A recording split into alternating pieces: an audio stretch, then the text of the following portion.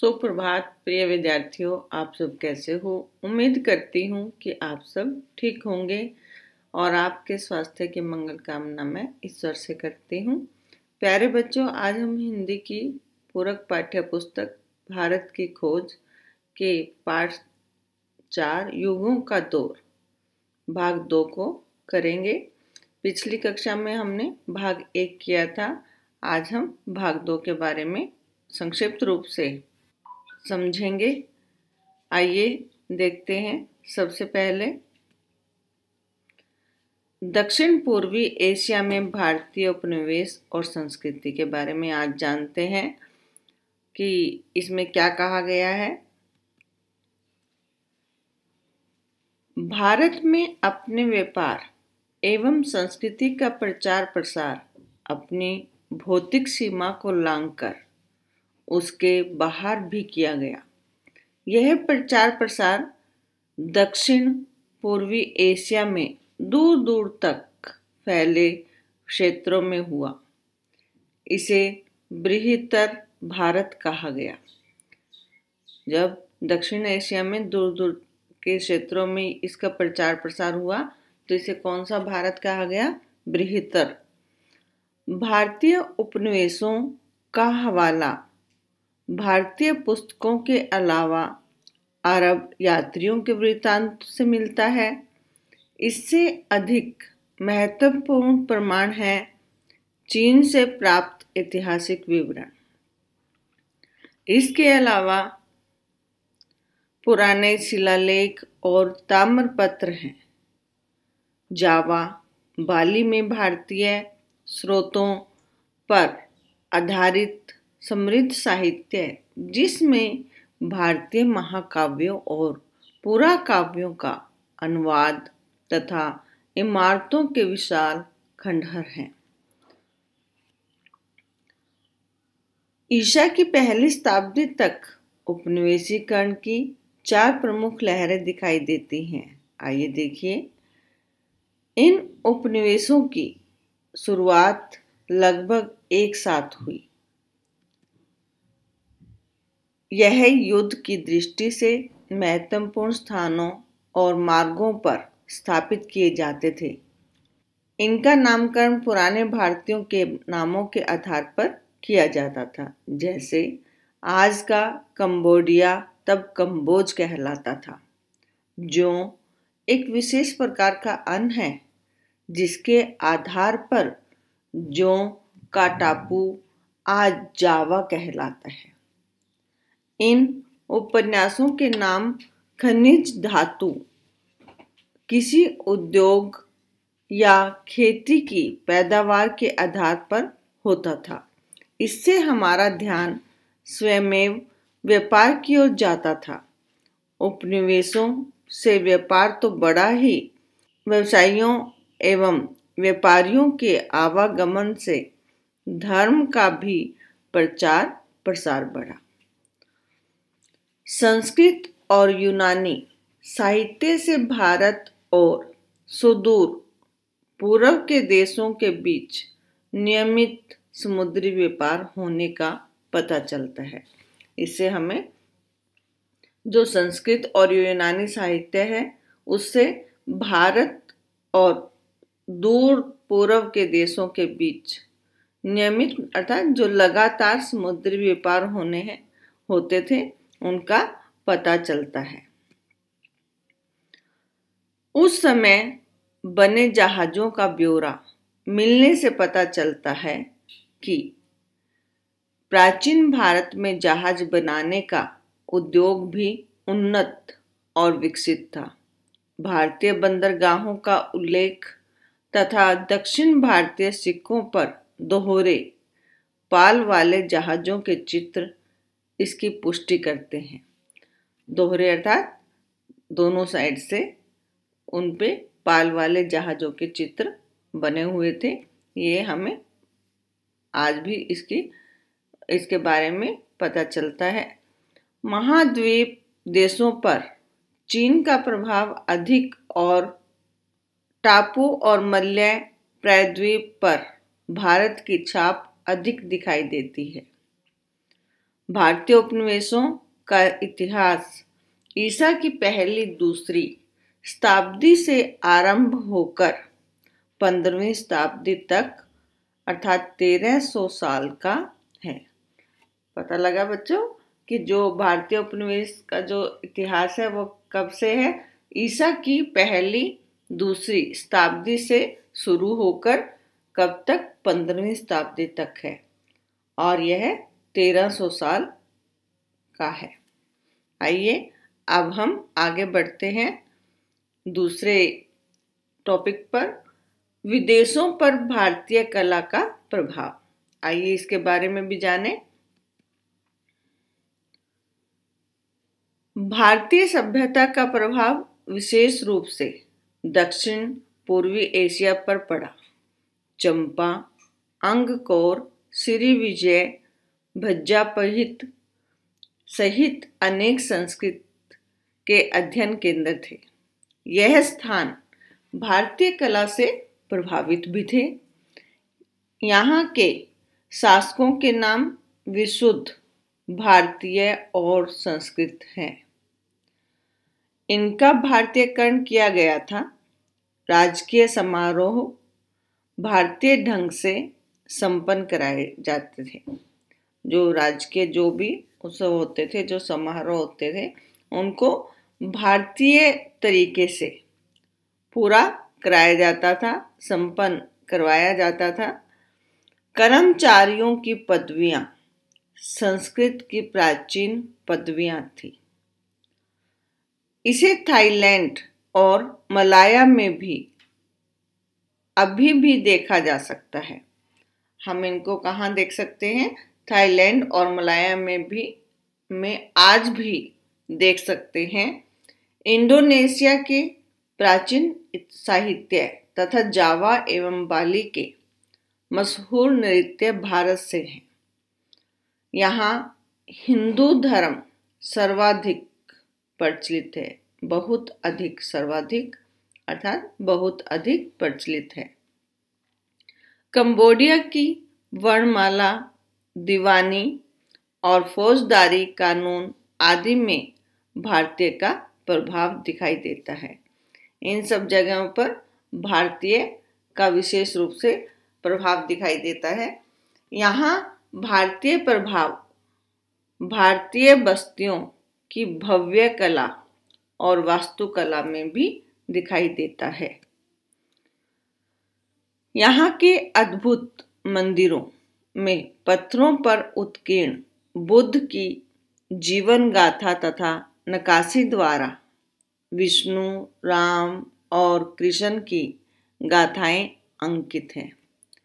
यहाँ पर जो भव्य मंदिर हैं उनके ऊपर जो पत्थर लगे हैं उन पर बुद्ध की जीवन गाथा का वर्णन है। नक्काशी कहा जाता है बिल्कुल छोटी छोटी उनमें कुरेद कर बनाया जाने वाली चीजें। तो विष्णु, राम और उनमें कृष्ण की कथाएं भी अंकित की गई हैं। भारतीय कला में हमेशा धार्मिक प्रेरणा एवं पारदर्शिता होती है, जिससे यूरोप के गिरजाघरों के निर्माता भी प्रभावित हुए।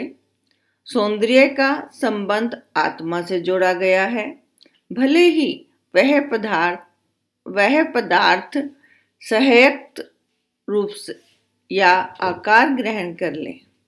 यूनानियों को सौंदर्य में केवल आनंद ही नहीं मिलता, बल्कि वे उसमें सत्य के दर्शन भी करते थे। भारतीय भी सौंदर्य प्रेमी थे। जो भारतीय लोग थे वो क्या थे? सौंदर्य प्रेमी थे। वे अपनी रचनाओं में गहरा अर्थ भरने का प्रयत्न करते थे, अर्थात कोशिश करते थे।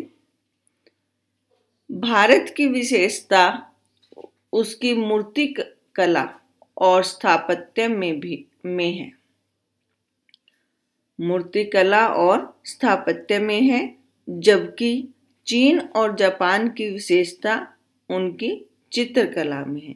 देखिए यहाँ पर दोनों में अंतर एकदम से कैसे पता लगता है कि जो भारत की जो विशेषता है वो किसमें है, मूर्तिकला और स्थापत्य में, और चीन और जापान की विशेषता किसमें है, जो वो चित्रकला करते हैं उनमें।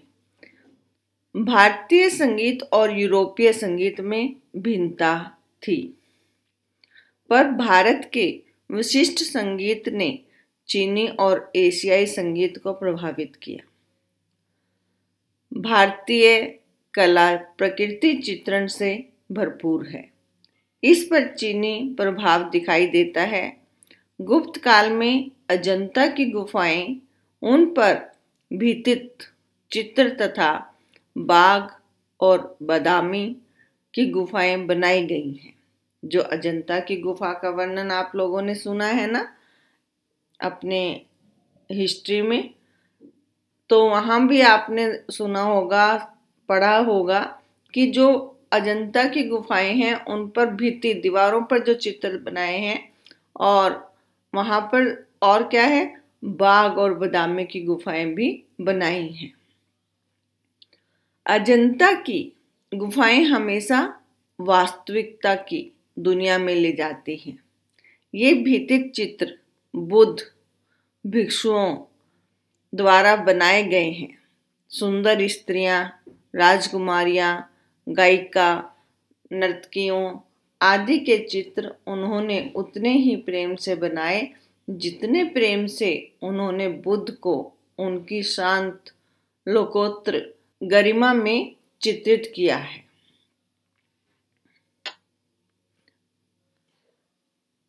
एलोरा की गुफाएं 7वीं-8वीं शताब्दी में तैयार की गई, जिनके बीच कैलाश का विशाल मंदिर है। एलिफेंटा की गुफाएं, जिनमें प्रभावशाली तथा रहस्यमय त्रिमूर्ति है। जो एलिफेंटा की जो गुफाएं हैं बच्चों, उनमें जो त्रिमूर्ति है वो कैसी है, प्रभावशाली है और रहस्यमय है। तथा महाबलीपुरम का निर्माण भी इसी समय हुआ। एलिफेंटा की गुफाओं में नटराज शिव नृत्य मुद्रा में है। ब्रिटिश संग्रहालय में विश्व का सृजन और सनाश करते हुए नटराज शिव की मूर्ति है। जो ब्रिटिश संग्रहालय है वहां पर भी विश्व का जो सारे संसार का जो सृजन और सनाश करते हुए जो शिव की मूर्ति दिखाई दी है वो बहुत ही सुंदर है। बोरोबुदुर से कोपेनहेगन ले जाए गए बोधिसत्व के सिर का सौंदर्य अद्भुत है। इसमें उनकी आत्मा को दर्पण में प्रतिबिंब की तरह उद्घाटित किया गया है। इनमें मनुष्य की पहुंच से दूर परम सौंदर्य विद्यमान है। तो आइए बच्चों, ये आपका टॉपिक पूरा हुआ। आगे वाला टॉपिक आइए देखें और समझें कि भारत का विदेशी व्यापार किस प्रकार हुआ। आइए इसे भी जान लेते हैं। ईस्वी सन के पहले 1000 वर्षों में भारतीय व्यापार की प्रसिद्धि दूर दूर तक थी। यह व्यापार पूर्वी समुद्र के देशों तथा भूमध्य सागर तक फैला था। भारत में कपड़ा उद्योग बहुत विकसित था। यहाँ का बना कपड़ा दूर दूर के देशों में जाता था। रेशमी कपड़ा भी यहाँ बनता था, पर अच्छे किस्म का रेशम चीन से आयात किया जाता था। कपड़ा बनता तो था, परंतु अच्छा जो रेशम होता था वो कहाँ से आता था, चीन से। भारतीय रेशम उद्योग बाद में विकसित हुआ। भारत में जो रेशम का जो व्यापार था, उद्योग था, वो बाद में विकसित हुआ। यहाँ पक्के रंग खोजकर कपड़ों की रंगाई में प्रगति की गई। इनमें से एक नील का रंग था, जिसे इंडिगो कहा जाता है। यह शब्द इंडिया से बना। जो नीला रंग था उसे किसका नाम दिया? इंडिगो का। और इसी से क्या बताया गया कि इंडिगो कैसे बना? इंडिया से उसका नाम इंडिगो रखा गया। ईस्वी सन की शुरुआती शताब्दियों में भारत का रसायन शास्त्र विकसित हुआ। प्राचीन समय से ही भारतीय फौलाद और लोहे की विदेशों की कदर की। विशेषतः युद्ध के सामान बनाने की मांग की थी। विभिन्न धातुओं का प्रयोग अश्व और भस्म बनाने में किया। जैसे हम आयुर्वेदिक दवाइयाँ यूज करते हैं तो उसमें भस्म जो होती है, किसी चीज को राख के रूप में बना देना, उसे भस्म कहा जाता है। औषध विज्ञान काफी विकसित हुआ। रक्त संचार का ज्ञान यहाँ के लोगों को हार्वे के पहले से था। हार्वे व्यक्ति हुए उनके पहले से था। विज्ञानों में प्राचीनतम खगोल शास्त्र विश्वविद्यालय पाठ्यक्रम का नियमित अंग है। ज्योतिष की मदद से पंचांग तैयार किए जाते थे। समुद्री यात्रा पर जाने वालों के लिए खगोल शास्त्र का ज्ञान सहायक होता था। उस समय तक जहाज बनाने का कारखाना खूब फला फूला था। युद्ध में काम आने वाली मशीनों का वर्णन भी मिलता है।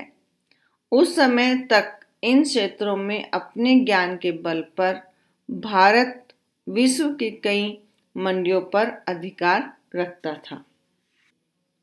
आइए अब देखते हैं प्राचीन भारत में गणित शास्त्र। आइए इसके बारे में जानें। यह माना जाता है कि आधुनिक अंकगणित और बीजगणित की शुरुआत भारत में ही हुई। गिनती की चौखटे के इस्तेमाल की पद्धति ने इसकी प्रगति को बाधित किया। 10 भारतीय संख्याओं के अंक बेजोड़ थे। ये चिन्ह अन्य देशों में प्रयुक्त अनेक देशों में से अलग थे। भारत में ज्यामिति, अंकगणित और बीजगणित का आरंभ बहुत पहले से ही हो गया था। वैदिक वेदियों पर आकृति बनाने के लिए ज्यामिति, बीजगणित प्रयोग में लाई जाती थी। जो वैदिक वेदियां जो उनकी आकृति बनाने के लिए किसका प्रयोग करते थे? ज्यामिति और बीजगणित का। ज्यामिति के क्षेत्र में यूनान और सिकंदरिया आगे बढ़ गए। अंकगणित और बीजगणित में भारत आगे रहा। शून्य आरंभ में एक बिंदी के रूप में था। बाद में यह वृत्ताकार बन गया। शून्यांक और स्थान मूल्य वाली दशमलव विधि को अपनाने के बाद अंकगणित और बीजगणित में तेजी से विकास किया। भारतीय गणित के क्षेत्र में 427 ईस्वी में जन्मे ज्योतिर्विद आर्य भास्कर, 522 ईस्वी ब्रह्मपुत्र, 628 ईस्वी ने अपना अपना योगदान दिया। 1114 ईस्वी में जन्मे भास्कर द्वितीय ने खगोल शास्त्र, बीजगणित, अंकगणित पर ग्रंथ लिखे। लीलावती नामक उनकी पुस्तक बहुत प्रसिद्ध हुई। सरल स्पष्ट शैली में लिखी गई यह पुस्तक कम उम्र वालों के लिए अधिक उपयुक्त है। 8वीं शताब्दी में कई भारतीय विद्वान गणित तथा खगोल शास्त्र की पुस्तकें लेकर बगदाद गए। वहां भारतीय अंक प्रचलित हुए। बगदाद उस समय विद्यालय अध्ययन का केंद्र था। मुख्य बिंदु कौन था? बगदाद था अध्ययन का केंद्र। यूनानी और यहूदी विद्वान वहां इकट्ठे होकर अपने साथ यूनानी दर्शन, ज्यामिति और विज्ञान अपने साथ ले गए। अरबी अनुवादों के माध्यम से भारतीय गणित का ज्ञान व्यापक क्षेत्र में फैल गया। यह नया गणित स्पेन के पूरे विश्वविद्यालय के माध्यम से यूरोपीय देशों में पहुंचा। इसका प्रयोग 1134 में सिसिली के एक सिक्के में तथा इसका पहला प्रयोग ब्रिटेन में 1490 में हुआ। बच्चों, देखा आपने किस प्रकार प्राचीन भारत में गणित शास्त्र का प्रयोग हुआ। अब हम अंतिम टॉपिक की और अंतिम विषय पर चलते हैं। इसके वो है विकास और ह्रास। आइए इसके बारे में जानें। ईस्वी सन के पहले 1000 वर्ष आक्रमणों तथा झगड़ों का समय होने के बावजूद भारत ने सभी दिशाओं में प्रगति की। उसका संबंध ईरानी, चीन, यूनानी जगत तथा मध्य एशिया से बढ़ता रहा। यह भारत का स्वर्ण युग था। इस बीच उत्तर पश्चिम से हूणों का आगमन शुरू हो गया था। आधी शताब्दी तक पूरे उत्तर भारत पर उनका राज्य हो गया था, जिन्हें गुप्त वंश के अंतिम शासक यशोवर्मन के साथ मिलकर बहुत प्रयत्न के बाद बाहर निकाला गया। इस संघर्ष में राजनीतिक और सैनिक दोनों दृष्टि में भारत कमजोर हो गया था। राजनीतिक और सैनिक दृष्टि में भारत यहाँ पर कमजोर हो गया था। 7वीं शताब्दी में हर्ष के शासन काल में उज्जैनी पुनः कला और संस्कृति का केंद्र बने, पर 9वीं शताब्दी तक कमजोर होकर वो भी क्या हो गई, नष्ट हो गई। 9वीं शताब्दी में मिहिर भोज ने उत्तर और मध्य भारत में राज्य कायम करके कनौज को अपनी राजधानी बनाया।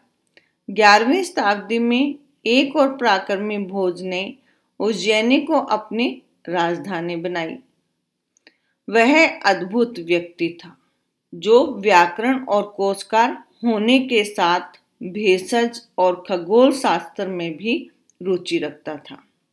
वह स्वयं कवि और लेखक था, जिसके नाम से कई रचनाएं मिलती हैं। इस उन्नति के बाद भी भारत राजनीतिक और रचनात्मक रूप से कमजोर पड़ गया था। दक्षिण भारत आक्रमणों और हमलों से बचा रहा। उत्तर भारत की अनिश्चित स्थिति से बचने के लिए बहुत से लेखक, कलाकार और शिल्पी दक्षिण में जाकर बस गए। इन सब के बाद भी उत्तर भारत का जीवन समृद्ध था। बनारस धार्मिक और दार्शनिक विचारों का गढ़ था कि वहां पर जितने भी धार्मिक कार्य होते थे और दार्शनिक जो भी विचार रहे वो एक उसी जगह होते थे बनारस में, तो इसलिए उसे वहां का गढ़ कहा जाता है। नालंदा विश्वविद्यालय का नाम खूब प्रसिद्ध था। इसके विद्वानों का आदर पूरे भारत में किया जाता था। यहाँ चीन, जापान और तिब्बत के विद्यार्थी पढ़ने के लिए आते थे। देखिएगा, नालंदा जो विश्वविद्यालय था वहां पर चीन, जापान, तिब्बत आदि के जो विद्यार्थी थे वो वहां पर पढ़ने आते थे। यहाँ अनेक विषयों की शिक्षा दी जाती थी। इसके अलावा भागलपुर के पास विक्रमशिला और काठियावाड़ में वल्लभी विश्वविद्यालय, उज्जैनी विश्वविद्यालय तथा दक्षिण में अमरावती विश्वविद्यालय था। भारत में ये सब विश्वविद्यालय रहे, पर शताब्दी की समाप्ति तक ढलान की बेला आ जाती है। धीरे धीरे ये अब समाप्त होने की कगार पर होते हैं। 8वीं शताब्दी में शंकर के बाद कोई दार्शनिक न हुआ। ब्राह्मणगण और बुद्ध ह्रास की ओर थे। पूजा अपने विकृत रूप में दिखने लगी। साहित्य में भवभूति तथा गणित में भास्कर, द्वितीय आखिर बड़ा नाम था। भास्कर का उस समय बहुत नाम था। प्राचीन भारतीय कला की रचनात्मक प्रवृत्ति 16वीं शताब्दी तक स्पष्ट रूप से घटने लगे थे। कला के क्षेत्र में यह परंपरा दक्षिण भारत में लंबे समय तक कायम रही। अंततः पतन की यह प्रक्रिया दक्षिण भारत तक पहुंच गई। राधा कृष्णन का कहना है कि भारतीय दर्शन ने अपनी शक्ति राजनीतिक स्वतंत्रता के साथ खो दी। हर सभ्यता के जीवन में ह्रास, हानि और विकास, उन्नति के दौर बार बार आते हैं, पर भारत ने उनसे बचकर अपनी स्थिति सुधार ली। सभ्यताओं के ध्वस्त होने के कई उदाहरण हैं, जैसे यूरोप की प्राचीन सभ्यता, जिसका अंत रोम के पतन के साथ हुआ। भारतीय सभ्यता का पतन यूं अचानक नहीं, बल्कि धीरे धीरे हुआ। यह भारतीय समाज व्यवस्था के बढ़ते कट्टरपन और गैर मिलनसारी का परिणाम था, जिसे जाति व्यवस्था में देखा जा सकता है। इस गैर मिलनसारी की भावना ने रचनात्मकता को नष्ट कर दिया। हर आदमी का धंधा निश्चित और स्थायी हो गया।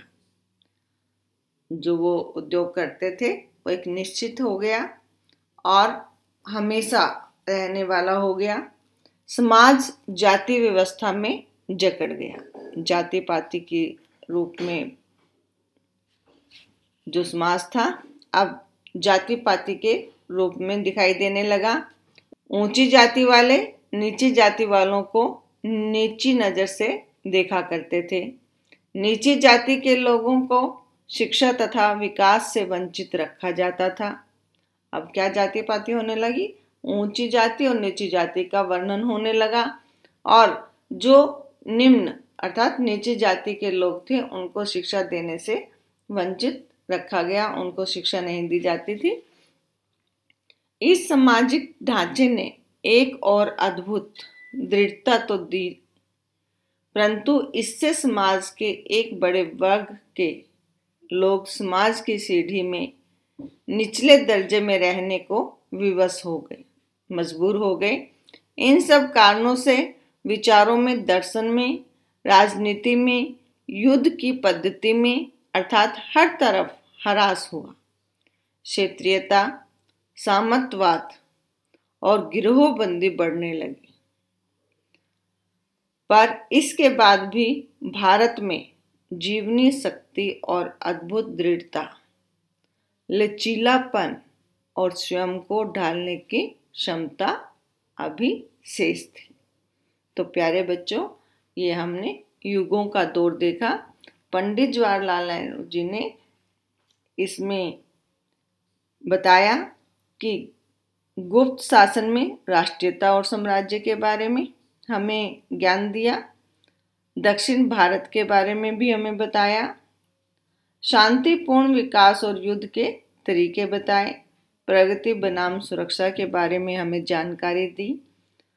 भारत का प्राचीन रंगमंच, संस्कृत, भाषा की जीवंतता और स्थायित्व के बारे में भी हमें इन्होंने काफ़ी ज्ञान दिया। इन्होंने इस पुस्तक में लिखकर हमें इनके बारे में जानने की जिज्ञासा बढ़ा दी।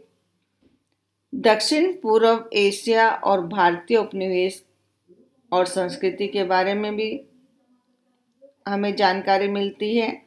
विदेशों पर भारतीय कला का प्रभाव, भारत का विदेशी व्यापार, प्राचीन भारत में गणित शास्त्र और विकास का ह्रास। प्यारे बच्चों, इस पाठ को मैंने आपको संक्षिप्त रूप में बताया। आप नेहरू जी द्वारा भारत की खोज जो पुस्तक इन्होंने लिखी है, बहुत अच्छे ढंग से इन्होंने हमें ज्ञान कराने की कोशिश की।